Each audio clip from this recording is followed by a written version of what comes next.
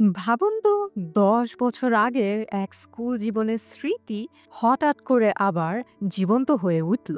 একসময়ের দুষ্টু মিষ্টি সম্পর্ক, হাসি ঠাট্টা, হারিয়ে যাওয়া ভালোবাসা সবকিছু আবার ফিরে এলো এক অদ্ভুত কাকতালীয় ঘটনায়। কিভাবে একটা ফোন কল থেকে শুরু হলো পুরানো আবেগের নতুন যাত্রা।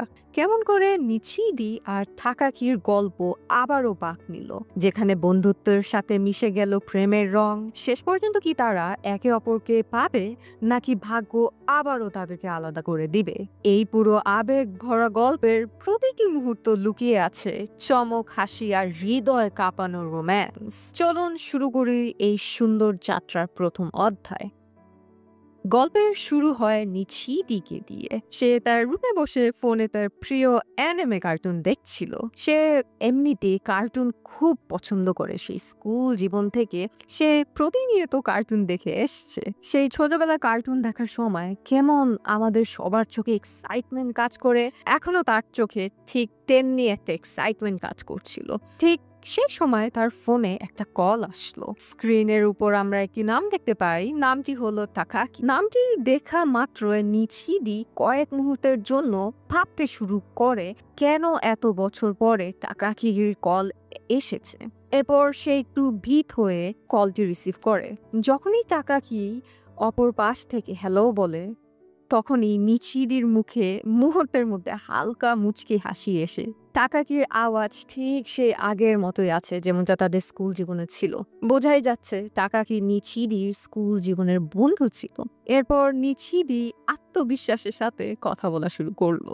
এক পর্যায়ে তাকাকি হেসে হেসে তাকে বলতে শুরু করে যে, নিচিদি, আমি জানি তুমি এই সময় কি করছিলে। তুমি তোমার পছন্দের অ্যানিমে কার্টুন দেখছিলে, আর আমার এই কার্টুনের সঠিক নামও জানা আছে এখনো। অবাক হয়ে তাকাকি কথা শুনে নিচিদি অনেকটা অবাক হয়ে যায়, কেননা এত বছর পরেও তাকাকি তাকে পুরো বিস্তারিতভাবে ব্যাখ্যা করছে। এর মধ্যে নিচিদের মনের ভিতর একটা অদ্ভুত অনুভূতি কাজ করে, সাথে একটা প্রশান্তিও অনুভব হয়। এরপর তাকাকি তাকে জানায় যে, আমি প্যারিস থেকে ফিরে আসছি, আর অনুমান করো তো আমি কোথায় আছি? অবশেষে আমি যেখানে আসলাম, যেখানে আমরা সব সময় আসতে চাইতাম। কিন্তু আমি এখানে মাত্র ৩ সপ্তাহের জন্য থাকবো। এরপর আমাকে আবার ফেরত যেতে হবে। এ কথা শোনা মাত্রে নিচিদির মধ্যে অন্যরকম অনুভূতি কাজ করে। যেমন তার মস্তিষ্কের অনেক স্মৃতি ঘোরাফেরা করতে শুরু করে। এ পর্যায়ে আমরা জানতে পারি যে তারা দুজন স্কুল জীবনে একসাথে একই ক্লাসে পড়তো। তাকাকি একটু দুর্দান্ত স্বভাবের মেয়ে ছিল। তাকাকির স্কুল জীবনের পছন্দের কাজ ছিল নিচিদিকে বিরক্ত করা। আর নিচিদির কাজ ছিল প্রত্যেক দিন সকালে ঘুম থেকে উঠে প্রার্থনা করা, যাতে সে তাকাকিকে পরাজয় করতে পারে, বদলা নিতে পারে। কিন্তু তার এই স্বপ্ন স্বপ্নই থেকে গেল। কখনো সে সফল হতে পারেনি। নিচিদি যতবার তাকাকি যন্ত্রণা অতিষ্ঠ হয়ে পড়ত, সে ততবারই বাড়িতে এসে শারীরিক চর্চা করত। আর সে প্রতিবারই নিজের কাছে প্রতিজ্ঞা করত টাকাকিকে সে হারাবে। কিন্তু টাকাকি তো দুর্দান্ত স্বভাবের, সেই সময় নিচিদির চেয়ে এক পা এগিয়ে থাকতো। আর এই কারণেই নিচিদি তার কাছে প্রতিবারই হেরে যেত। টাকাকি যেমন চঞ্চল, তেমনি অনেক হাসি খুশি স্বভাবের একটা মেয়ে। সে প্রায় সময় হাসি তামশায় মেতে থাকতো। যে যতবারই নিচিদিকে হারিয়ে দিত, ততবারই তার হাস্যোজ্জ চেহারা দেখা যেত। তো হঠাৎ একদিন শুনলো যে টাকাকি প্যারিস চলে যায়। নিচিদি বিষয়টাকে তেমন গুরুত্ব দেয়নি। সে এটা ভাবে টাকাকির হয়তো আরেক প্রকারের একটা প্র্যাঙ্ক ছিল। কিন্তু এবার এটা কোনো প্র্যাঙ্ক ছিল না। সত্যি সত্যি টাকাকি নিচিদিকে একা রেখে প্যারিসে চলে যায়। সে থেকে শুরু আজ পর্যন্ত প্রায় ১০ বছর হয়ে গেল। আর এই ১০ বছরের প্রতিটি মুহূর্ত নিচিদি সেখানেই আসতো, যেখানে তারা বসে সমুদ্রের গর্জন শুনতো আর বাতাসকে অনুভব করত। টাকাকে মনে রাখার জন্য সে এই অভ্যাস কখনোই ছাড়েনি। এমনকি একদিনও যায়নি নিচিদি এই জায়গাতে আসেনি। এর মধ্যে নিচিদি তার পুরানো স্কুলের জিম টিচারের দায়িত্ব পায়। তার কাজ হচ্ছে বাচ্চাদের ট্রেনিং দেওয়া, তাদের দায়িত্ব নেওয়া আর সারাক্ষণ ওই স্কুলের কারিকুলামে নিজেকে ব্যস্ত রাখা। নিচিদি তার এই কাজের মাধ্যমে তার জীবনকে সাধারণ করে নিয়েছিল। সে সারাদিনই স্কুলে থাকতো, সময় কাটতো একই স্কুলে, একই গলিতে, কিন্তু সেখানে টাকাকি আর নেই। টাকাকি ছাড়া তার সবকিছু যেন শূন্য অনুভব হতো। নিচিদির স্কুল জীবনে আরো একটা বন্ধু ছিল, তার নাম নাকাই। তারা দুজন একই ক্লাসে সহপাঠী ছিল, আর এখন নাকাইয়ের বিয়ে ঠিক হয়েছে। তো তারা দুজন মিলে ভালোই আনন্দ করতো, কিন্তু ইদানিং তার বিয়ের আয়োজনের কারণে নাকাই এখন প্রায় সময় ব্যস্ত থাকে। আজ তাদের দুজনের স্কুল রিইউনিয়নে যাওয়ার কথা, যেখানে নাকাই সবাইকে তার বিয়ের কার্ড বিতরণ করবে। রিইউনিয়নের জায়গায় আগেই নিচিদিকে তার এক সিনিয়র ডেকে নিয়ে যায় আর তাকে বলে যে একজন নতুন শিক্ষক আয়োজন করবে আর তার 3 সপ্তাহের ট্রেনিং এর দায়িত্ব পালন তোমাকেই করতে হবে। আর হ্যাঁ, তুমি তাকে স্কুলের সকল নিয়ম কানুন শিখিয়ে দিয়ে আর স্কুলের যত কাজ সেসব কাজে তুমি তাকে সাহায্য করবে। নিচিদি তার সিনিয়রের মাথা নাড়িয়ে হ্যাঁ বোধক সম্মানিত জানায়। যেহেতু উনি তার সিনিয়র, সেই তো তাকে বারণ করার কোনো উপায়ই তার ছিল না। নিচিদির জন্য এটা কেবল একটা ডিউটি ছিল, কিন্তু তার এই ডিউটির পিছনে লুকিয়ে ছিল তার জন্য এক বড় সারপ্রাইজ। এরপর প্রতিদিনের মতোই নিচিদি স্কুলের রুমে আসে। সে তার এক দরকারে আলমারির দরজা খুলে। যখনই আলমারির দরজা খুলে, সাথে সাথে ভিতর থেকে একজন বের হয়ে তার উপর ঝাঁপিয়ে পড়ে। ভয় পেয়ে নিচিদি নিচে পড়ে যায়, আর যখনই সে উপরে তাকায় তখন তার চেহারায় একটি অবাক ভাব সাথে মুচকি হাসি চলে আসে। কারণ আলমারি থেকে যে বের হয়ে তাকে ভয় দেখিয়েছিল সে আর কেউ নয়, সে ছিল টাকাকি। ঠিক আগের মতো যেমনটা টাকাকি স্কুল জীবনে করতো, সবসময় যেমন ভাবে টাকাকি নিচিদিকে ভয় পাওয়া দিত, ঠিক একইভাবে এবারও একই কাজ করলো। এরপর প্রতিবারের মতো এবারও টাকাকির চেহারায় সেই হাসি দেখা গিয়েছে যেমনটা স্কুল জীবনে নিচিদি হারিয়ে হাসতো। টাকাকি নিচিদিকে চোখ টিপ দিয়ে বলল, আমি সেই যে নতুন টিচার হিসাবে এখানে আয়োজন করে সারপ্রাইজ। নিচিদির কাছে এই মুহূর্তটি ছিল একটা সুন্দর স্বপ্নের মতো, কারণ প্রায় 10 বছর পর আজ টাকাকি তার সামনে এসেছে আর সে দাঁড়িয়ে দিয়েছিল 3 সপ্তাহের নতুন টিচারের সবকিছু সাহায্য করা। সেই টিচার আর কেউ নয় বরং টাকাকি। এরপর টাকাকি নিচিদিকে বলতে শুরু করে সে সবসময় চাইতো নিজের স্কুলে ফিরে এসে আর ড্রয়িং করাকে নিজের পেশা হিসাবে করে নেওয়ার। এই কথা সবাই জানতে শুনতে চায়, কারণ এই সারপ্রাইজ শুধুমাত্র তার জানাই ছিল। এরপর শুরু হয়ে যায় আবার আগের মতো তাদের দুজনের দুষ্টামি। টাকাকি নিচিদিকে জ্বালাতন করত। নিচিদির যতই সিরিয়াস হতে চাইতো, কিন্তু টাকাকি কাজকর্মের মধ্যে তাকে সিরিয়াস হতে দিত না। এরপর টাকাকি তাকে জোর করে সেই পুরানো জায়গায় নিয়ে যায়, যেখানে তারা সমুদ্রের বাতাস অনুভব করত, সমুদ্রের স্রোতের গর্জন অনুভব করত, আর ওখানেই বসে সবসময় গান শুনতো। এবারও এর ব্যতিক্রম কিছুই হয়নি। টাকাকি তার ইয়ারফোন বের করে এবং নিচিদির সাথে শেয়ার করে। টাকাকি ওই গানটি প্লে করে, যেটা কিনা নিচিদির খুব পছন্দের কার্টুনের একটা গান, অর্থাৎ কার্টুনের গান যেটা খুবই পছন্দ ছিল ওর। সময় যেন কয়েক মুহূর্তের জন্য থমকে আসলো। এই জায়গায় একই সঙ্গী আর সেই পুরাতন গান এমন অনুভব করতে শুরু করলো যেন তার স্কুল জীবন বাল্যকালে ফিরে এসেছে। এরপর তারা স্কুলের রিইউনিয়নে চলে আসে। সব সহপাঠী একসাথে গল্পে মেতে উঠে তারা একজন তাদের জীবনের গল্প বলছিল। তারপর তারা সবাই নাকাই এর হবু বউয়ের প্রশংসা করা শুরু করলো। তাদের ওখানে আরো একটি জুটি ছিল, হোজা আর আন্ডো। তারা দুজন প্রত্যেক মাসে ব্রেকআপ করে আবার মিল হয়ে যায়। ওখানে তারা দুজন ঝগড়া শুরু করছিল। তাদের নিয়ে বাকিরা হাসি ঠাট্টা করতে করতে এক পর্যায়ে নিচিদি আর টাকাকি নিয়ে পড়ে সবাই। সেখানকার একজন, এই তোমরা স্কুলে থাকাকালীন ডেট করতে, তাই না? কারণ তোমরা তো সব সময় একসাথে থাকতে। এ কথা শোনা মাত্রই নিচিদি খানিকটা নার্ভাস হয়ে অস্বীকার করে। সে বলে, না না, আমরা কেবল একই এলাকায় থাকতাম তাই। কিন্তু তার নার্ভাস আর মুচকি হাসি দেখে সবাই জ্বালাতন করতে শুরু করে।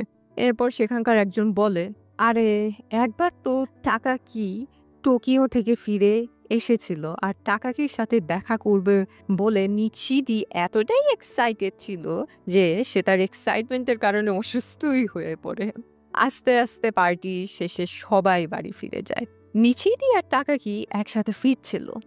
ফেরার পথে টাকাকি বলতে শুরু করলো যে আমার অনেক খুশি লাগছে এটা ভেবে যে আমাদের সম্পর্কে কোনো কিছুই যেন পরিবর্তন হয়নি, সবকিছু ঠিক আগের মতোই রয়েছে। সেই সাথে পরিবেশটাও যেন ঠিকই আগের মতোই আছে, একই রাস্তা, একই সমুদ্রের হাওয়া, সমুদ্রের স্রোতে গর্জন, সবকিছুই আগের মতো। এরপর টাকাকি একটু রোমান্টিক ভাবে নিচিদিকে বলে তার চোখ বন্ধ করতে। নিচিদি তার কথা মতো চোখ বন্ধ করে, কিন্তু সেই মুহূর্তে তার হার্টবিট বেড়ে যায়। সেভাবে টাকাকি হয়তো তার কাছ থেকে দূরে চলে যাচ্ছিল। যখন সে চোখ খুলে সে দেখে সামনে টাকাকি নাই। সে তাকে চোখ বন্ধ করে বলে অনেক দূরে চলে গিয়েছে। আবারও টাকাকির চেহারাতে সেই হাসি, কারণ সে এবারও নিচিদিকে বোকা বানিয়ে চলে গেল। নিচিদি বেচারা লজ্জা পেয়ে গেল। পরের দিন সকালে তারা আবার স্কুলে আসে, কিন্তু এবার আসে শিক্ষক হিসাবে। টাকাকি বাচ্চাদের ড্রয়িং শেখাচ্ছে আর এতে নিচিদি তাকে সাহায্য করছিল। ড্রয়িং করার সময় টাকাকির চেহারায় সেই মিষ্টি হাসি যেটা প্রতিবার ড্রয়িং করার সময় তার চেহারায় দেখা যেত। তো একদিন বাচ্চাদের কথা মতো টাকাকি একদিন নিচিদির স্কেচ আর্ট করে, কিন্তু আর্ট করার সময় নিচিদি অনেকটা লজ্জা পাচ্ছিল, যেটা আর্ট করা শেষ হলে সেই আর্টের মধ্যেও পরিষ্কারভাবে বোঝা যাচ্ছিল।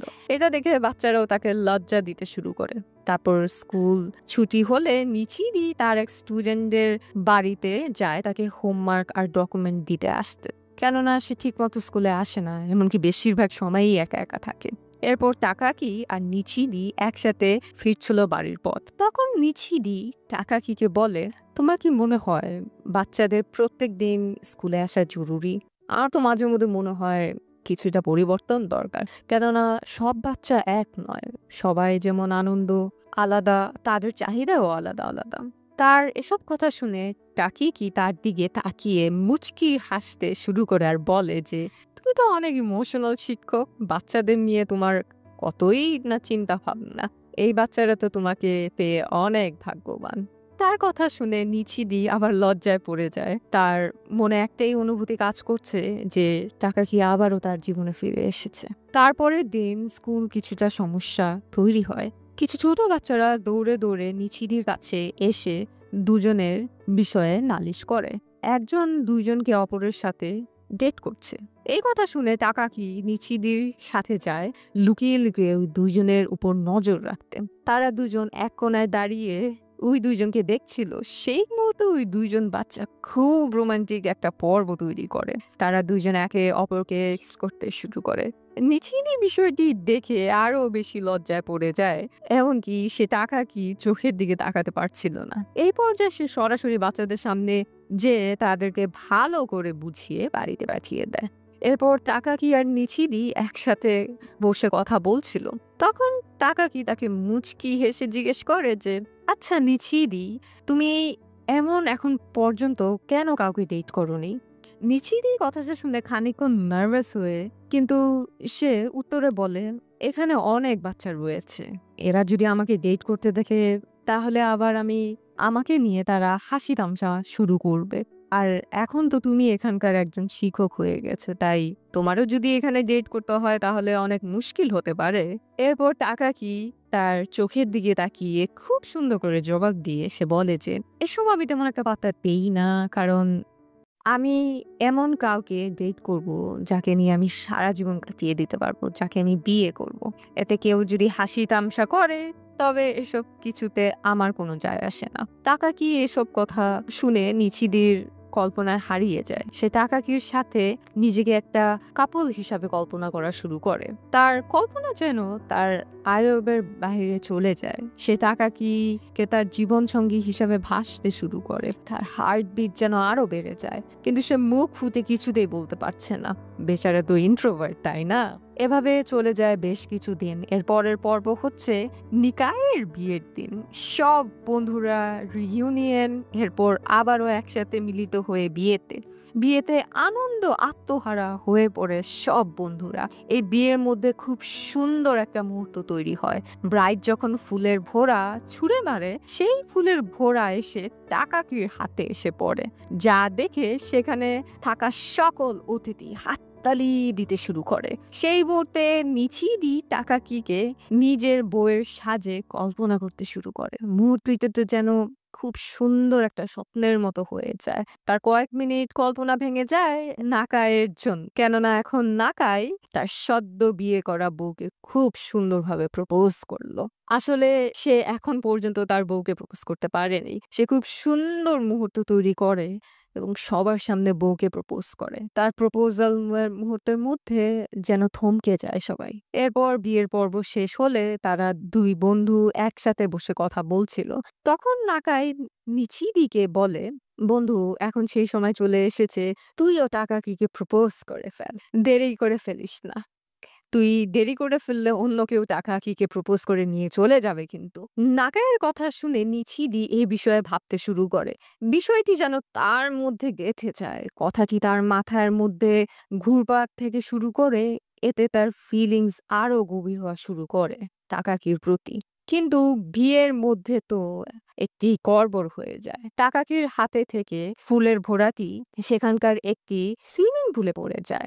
যা দেখে নিচিদি কোনো কিছু না ভেবেই পুলে ঝাঁপ দিয়ে ফুলের ভোড়াটি উঠিয়ে নিয়ে আসে। আর এই কাণ্ড দেখে সেখানকার সবাই অতিথিরা তার মজা উড়াতে শুরু করে। বিষয়টি যেন ইছিরের হৃদয় কেঁপে দেয়। দৃশ্যটি খুব সুন্দর ছিল। নিচিদি পুলের মধ্যে থেকে টাকাকিকে ফুলের ইটি তার হাতে তুলে দেন। এরপর সন্ধ্যায় তারা একসঙ্গে বাড়ি যাচ্ছিল। তখন টাকাকি তাকে জিজ্ঞেস করলো, "আচ্ছা, তোমার কি কোনো গার্লফ্রেন্ড নেই?" নিচিদি সাথে সাথে লজ্জিত হবে বরং এবং বলে, "না, একদমই নাই।" এরপর টাকাকি হাসতে হাসতে বলে মুহূর্তগুলোকে মনে করে। তার গানের আওয়াজ নিচিদির মনকে শান্ত ও ভালোবাসা অনুভূতি করায়। এক পর্যায়ে নিচিদি তার লজ্জা ভেঙে টাকিকিকে বলে ফেলে, "তুমি কি কালকে ফ্রি থাকো? তাহলে আমরা ওয়ারফ্রেক্স দেখতে পারি কি?" টাকাকি কিছুটা মুচকি হেসে দিয়ে মাথা নড়িয়ে হ্যাঁ বোধক জবাব দেয়। এর পরের দিন টাকাকি তার নতুন শিক্ষার্থী মাচিতার সাথে দেখা করে। মাচিতা সবার সাথে অনেক ভিন্ন স্বভাবের একটি ছেলে, কিন্তু সে স্কুলে আসে না। টাকাকি তার সাথে বসে ড্রয়িং করতে থাকে আর কথায় কথায় সে নিচিদি প্রসঙ্গ তুলে। আর একটু অদ্ভুত স্বভাবের। সে কখনোই আমাকে স্কুলে আসতে জোর করে না। আর এই কারণে তাকে আমার খুব পছন্দ। আমার অন্য কাউকে তেমন একটা পছন্দ না। তাই আমি প্রকৃতির স্কেচ তৈরি করতে পছন্দ করি, কোনো মানুষের না। এরপর তাকাকি তার সাথে কিছু কথা শেয়ার করা শুরু করে। তাকাকি তাকে তার স্কুল জীবনের পর কিভাবে প্যারিস চলে গিয়েছে, সেখান থেকে কিভাবে বিভিন্ন আর্টসের কাছ থেকে বিভিন্ন ধরনের আর্ট শিখেছে, আর এইসব আর্টকে তার ক্যারিয়ার হিসাবে গড়ে তুলেছে এবং সবকিছুই বলছিল। আর তার সব কথা মিচিতা গভীর মনোযোগ দিয়ে শুনছিল। তারপর তারা দুজন একটা ছোট ট্রিকে চলে যায়। এই ট্রিকে একটা আজব ঘটনা ঘটে। তাদের দুজনকে স্কুলের আরেকটি মেয়ে হোজোকি দূর থেকে দেখে ফেলে। কারণ ছেলেটি তাকাকির খুব কাছাকাছি বসেছিল। তারপর সে মিচিরির কাছে যায় আর একটি বিষয় রিভিল করে যে মিচিতা হয়তো তার কারণে স্কুলে আসা ছেড়ে দিয়েছে, কারণ সে মিচিতিকে খুব পছন্দ করে। এই বিষয়টি সে তাকে জানিয়ে দিয়েছে। আর এই কারণে হয়তো সে স্কুলে আসা বন্ধ করে দিয়েছে। তার সব কথা শুনে নিচিদি চুপচাপ হয়ে গিয়েছিল। নিচিদি তো খুব সুন্দর করে বোঝাচ্ছিল। অনেকদিন টাকাকি আর মিচিতা খুব সুন্দর একটি পাহাড়ে পৌঁছে গিয়েছিল। তারা দুজন পাহাড় থেকে পুরো আইল্যান্ড আর সমুদ্র খুব সুন্দরভাবে দেখছিল। মাচিতা সেখানে বসে ড্রয়িং করা শুরু করে। এক পর্যায়ে টাকাকি তাকে বলে, "এই পাহাড় প্রায় ৪৪৫ পা উঁচুতে। আমি শুনেছি এখানে যত কাপলরা একসঙ্গে আসে তারা নাকি সারা জীবন একসাথে থাকে।" মাছিটা একটু থেমে উত্তর দেয়, "হয়তো না। কারণ আমি এখানে আগেও অন্য আরেকজনের সাথে এসেছিলাম। কিন্তু আমাদের ভেতর সবকিছু শেষ হয়ে গিয়েছিল। আর এই কারণে হয়তো আমি স্কুলে যাওয়া বন্ধ করে দিয়েছি।" তার কথাগুলো শুনে টাকাকি আলতোভাবে বলে, "তুমি আসলে কি এই কারণে স্কুলে যাওয়া বন্ধ করে দিয়েছো? নাকি এমনিতেই বন্ধ করে দিয়েছো?" মাছিটা আবারও থমকে গিয়ে বলে, "সত্যি বলতে আমি এমনিতেই স্কুলে যাওয়া ছেড়ে দিতাম। ওই মেয়েটি আমাকে সরাসরি প্রপোজ করে কোথায় যেন হারিয়ে গিয়েছিলাম আমি কোনো উত্তর না শুনেই। সে হয়তো ভয় পেয়ে গিয়েছিল। আর এখন হয়তো সে নিজেকে আমার স্কুলে না যাওয়ার জন্য দোষী মনে করছে।" এরপর টাকাকি তাকে সে বলে, "কিছু সময় মানুষ না বুঝে নিজেকে দোষী ভাবা শুরু করে। হয়তো ওই মেয়েটি এমনটা ভাবছিল, কিন্তু এতে তো তোমার কোনো দোষ নেই। মেয়েটি নিজেই তার আত্মবিশ্বাস হারিয়ে ফেলেছিল।" মাছিটা থেমে যায় এবং আস্তে করে বলে যে, "এ কারণে মানুষজন অনেক জটিল। তাই আমার মানুষের সাথে খুব একটা মিশতে ইচ্ছা করে না। মানুষের সাথে থাকতে ইচ্ছা করে না। এজন্য আমার একা থাকতে খুব ভালো লাগে।" টাকাকি তার সব কথা শুনে মুচকি হাসি দিতে থাকে। আর মনে ভাবে হয়তো এখনো মাচিটা ভিতের অনুভূতি রয়েছে। আর এই ছেলেটাকে মিছিদির মতো নরম মনের মানুষ ঠিক করতে পারে। এরপর টাকাকি তাকে বলে, "যতই তোমার মনে হোক, তোমার কোনো দোষ নেই। তবে কিছু সময় মানুষ কিছু না করেও দোষী হয়ে যায়। মানুষ নিজের অজানা অজান্তেই দোষারোপ করে নিজেকে। যখন একটি মেয়ে তোমাকে তার হৃদয় দিয়েছে আর তুমি সেটা কোনো উত্তর না দিয়ে নীরব থাকো, তাহলে ওই মেয়েটি অবশ্যই মনে হবে যে তোমার জন্য তার দুনিয়া পাল্টে গিয়েছে।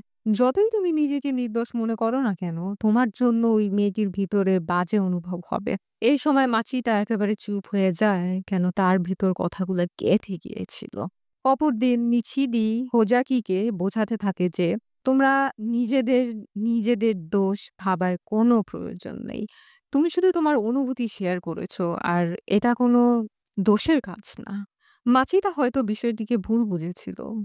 বিষয়টির জন্য সে প্রস্তুত ছিল না। কিন্তু তুমি ভুল নও। তুমি সাহসী একটা মেয়ে। কারণ নিজের মনের কথা খুব কম মানুষই প্রকাশ করতে পারে। তুমি সাহস দেখিয়েছো, এই সাহসই তোমার শক্তি। মিচির এই কথাগুলো শুনে মেয়েটির মুখে হাসি ফুটে যায় এবং ওপর থেকে একটা বড় একটা বোঝ হালকা হয়ে গেল। এর পরের দিন সবকিছু যেন অনেকটা বদলে গিয়েছে। মাচিদা স্কুলে আসে আরম্ভ করে। শুধু স্কুল নয়, বরং সে বন্ধুদের গ্রুপে আয়োজন দেয়। সে সব ভুলে আবারও হোজুকির সাথে একসাথে গল্প করা শুরু করে। এক পর্যায়ে হোজুকি তাকে সরাসরি জিজ্ঞেস করে ফেলেন, "আচ্ছা, তুমি কি টাকাকি ম্যামকে পছন্দ করো?" কিন্তু সে সাথে বারণ করে বলে, "আমি শুধুমাত্র তোমার জন্যই ফিরে এসেছি।" এই বলে তাড়াহুড়া করে সেখান থেকে চলে যায়। ঠিক সেভাবেই কেমনটা হুজুকি তার সাথে পূর্বে করেছিল। তার কথাগুলো শুনে হুজুকির ভিতর অন্যরকম একটি অনুভূতি কাজ করা শুরু করে। এরপর ফিরে আসি আমরা আমাদের আসল কাহিনীতে। মিছিরি আর তাকাকির গল্পে তারা দুজন তাদের পরিকল্পনা মোতাবেক একটি ফেস্টিভ্যালে আসে। তারা সেখানে দুজন ফায়ার বক্স দেখতে চেয়েছিল একসাথে। সবকিছু যেন কাল্পনিক লাগছিল তাদের কাছে। আকাশের রং-বেরঙের তারাবাতি, সেই মুহূর্তে তাদের জগৎ যেন সব আলাদা হয়ে গিয়েছিল। এক পর্যায়ে টাকাকি মিছিদিকে ধন্যবাদ জানায় এবং বলে, "তোমাকে অনেক শুকরিয়া আমাকে এত সুন্দর দৃশ্য দেখানো নিয়ে আসার জন্য।" নিশিদি কোনো উত্তর দেয় না। দুজনের ভিতর অনুভূতি কাজ করছিল। একে অপরকে কিছু বলার, কিন্তু কেউ সেই সাহসটা পাচ্ছিল না। পরের দিন টাকাকির শেষ দিন স্কুলে। টাকাকি সবাইকে বিদায় দিয়ে আর ভালোবাসা জানায়। বাচ্চারা তার প্রতি অনেক আসক্ত ছিল, তাই সবার চেহারাতেই তার জন্য একটি উদাসীন ভাব কাজ করছিল। নিশিদি চুপচাপ তাকিয়ে থাকে। তার এটা ভেবে খারাপ লাগে যে টাকাকি তার মনের কথা বলল না বা শেয়ারও করতে চাইল না। তার হৃদয়ে আবার শূন্য অনুভূতি হতে থাকে। অন্যদিকে টাকাকি মাচিটার সাথে দেখা করে। সে তাকে বলে, "তোমার উচিত তোমার অনুভূতিগুলো প্রকাশ করার। বেশি দেরি হয়ে গেলে নিজের ভিতর দোষী অনুভব করবে।" এরপর বলে, "আমি খুশি, কেননা তুমি এখনো মানুষের সাথে মিশতে শুরু করেছো। তার মানে এই যে তোমার এখন মানুষকে পছন্দ করা শুরু হয়েছে।" অন্যদিকে মিছিরি ক্লাসরুম থেকে বের হয়ে বসে টাকাকির করা ড্রয়িং দেখছিল। আর তাকে নিয়ে ভাবছিল। সেই সময়টা টাকাকি তার সামনে আসে। তারা একে অপরের সাথে শুকরিয়া আদান-প্রদান করে। তাদের এই ৩ সপ্তাহের মুহূর্তর মধ্যে যেন সব শেষ হয়ে গেল। কিন্তু টাকাকি আবারও হাস্যজ্জ্বলভাবে বলে যে, আমার তোমাকে বিরক্ত করতে, জ্বালাতন করতে খুবই ভালো লাগে। এটা আমি অনেক পছন্দ করি। কিন্তু নিচেই কিছুটা ইমোশনাল হয়ে যায়। সে বলে, "আমি কখনই ড্রইং করার ইচ্ছা হয়নি। কিন্তু কেন জানি না তোমাকে দেখলে নিজের ভেতরটা এক নতুন ইচ্ছা জাগে।" কলেজের পরে আমি ভেবেছিলাম আমি কোনো কিছুই যোগ্য না। কিন্তু স্কুল জীবনে তুমি যতই আমাকে জ্বালাতন করতে, আমি ততবারই বাড়িতে গিয়ে শরীরচর্চা করতাম। তুমি যাওয়ার পরও এই অভ্যাস ছাড়িনি। আর এই কারণে আমি জিম টিচারের দায়িত্ব দেওয়া হয়েছে। আমার এখানে থাকার কারণ একমাত্রই তুমি। আর আমি এজন্য খুশি যে তুমি আবারও আমার সামনে এসেছো। এসব কিছু বলার পর এক পর্যায়ে যে নিচিদি তার মনের কথা বলে দেয়। সে তাকাকিকে বলে যে, "প্রেমে পড়ার অনুভূতি কেমন তা আমার জানা নেই। কিন্তু ৩ সপ্তাহে আমি এটা বুঝে গিয়েছি যে আমি তোমার সাথে অনেক শান্তি পাই। তোমার সঙ্গ আমার চেহারাতে একটা হাসি নিয়ে আসে। তোমাকে দেখে আমি আমার সব ক্লান্তি ভুলে যাই। যদি তুমি এসব অনুভূতি করে থাকো তাহলে আমরা দুজন ডেট করতে পারি। হোক সেটা লং ডিসট্যান্স।" তার কথা শুনে তাকাকি একটু অভিনয় করে তাকে বলে, "আমি তো অন্য একজনকে ভালোবেসে ফেলেছি। এমন একজন যাকে খুব একটা দেখা যায় না। তবে সে আমাকে খুব ভালোবাসে। আমার অনেক কেয়ার করে। মিথ্যা একদমই বলতে পারে না কিন্তু নিজের অনুভূতি প্রকাশ করতে দ্বিধাবোধ করে।" এটা শুনে নিচিদি একটু নিরাশ হয়ে যায় আর বলে, "ছেলেটা হয়তো আমার মতোই।" উত্তরে তাকাকি বলে, "হ্যাঁ, একদম তোমার মতোই। আর আমি ওকে ১০ বছর ধরে ভালোবাসিছি। কিন্তু সে আমার জ্বালাতনা আনন্দ পায়। আমি ওকে যতই জ্বালাই না কেন, সে আমার ভালোবাসা তার জন্য কখনোই কমে নাই।" এ পর্যায়ে নিচিদি বুঝে গিয়েছে তাকাকি তার কথাই বলছে।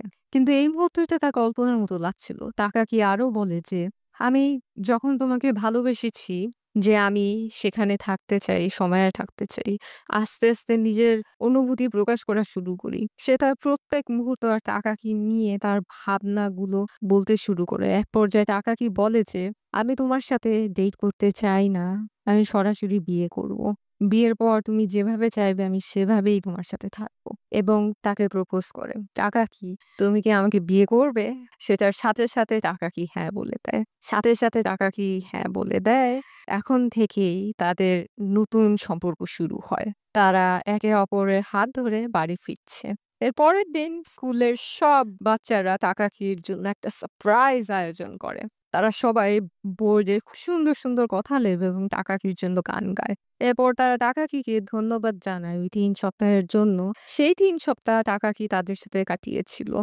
গল্পটি যেন কল্পনার মতো। যেই গল্প স্কুল জীবন থেকে শুরু হয়েছিল আর যেই স্কুলে শুরু হয়েছিল, সেই স্কুলেই শেষ হচ্ছে কিন্তু নতুনভাবে অন্য এক রূপে। এরপর তাদের ২ জনের খুব সুন্দর আয়োজনে বিয়ে সম্পূর্ণ হয়। তাদের সম্পর্ক শুরু হয়েছিল খুব সাধারণভাবে কিন্তু খুব সুন্দর একটা রূপে পরিণত হয়। সো গাইস আজকের জন্য এতটুকুই। ভিডিওটা যদি ভালো লেগে থাকে তাহলে অবশ্যই সাবস্ক্রাইব করতে ভুলবেন না। আর কমেন্ট করে জানান আপনার সবচেয়ে পছন্দের ড্রামাটি কোনটা। ধন্যবাদ।